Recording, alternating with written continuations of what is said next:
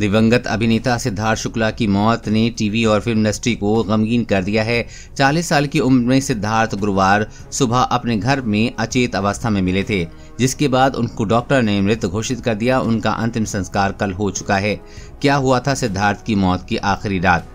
Report का कहना है कि बुधवार की रात जब सिद्धार्थ शुक्ला असहज महसूस कर रहे थे और उनकी बेचैनी हो रही थी, उस वक्त उनके साथ माँ रीता शुक्ला और दोस्त शहनाज मौजूद थी। रिपोर्ट में ये भी कहा गया है कि जब सिद्धार्थ की बेचैनी बढ़ने लगी तो उन्होंने शहनाज को पास रहने के लिए कहा। रिपोर्ट के सूत्रों के हवाले से बताया गया है कि सिद्धार्थ सो नहीं पा रहे थे, इसी वजह से उन्होंने शहनाज को अपने पास रहने और पीठ थपथपाने के लिए कहा था। ये भी कहा था कि बेचैनी महसूस होने की स्थिति में मां और शहनाज ने सिद्धार्थ के सामने आइसक्रीम और नींबू पानी की पेशकश की थी।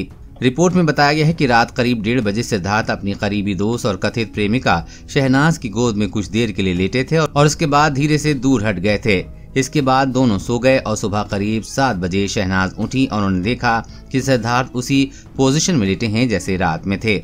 उनके शरीर में कोई हलचल नहीं हो रही थी। जब शहनाज ने उन्हें जगाने की कोशिश की तो वो नहीं उठे। ये देखकर शहनाज घबरा गईं और सीधे सिद्धार्थ की मां के पास 5वीं मंजिल पर गईं। इसके बाद उनकी बहन को इस बारे में सूचित किया गया और परिवार के डॉक्टर्स को बुलाया गया, जिसने उन्हें मृत घोषित कर दिया।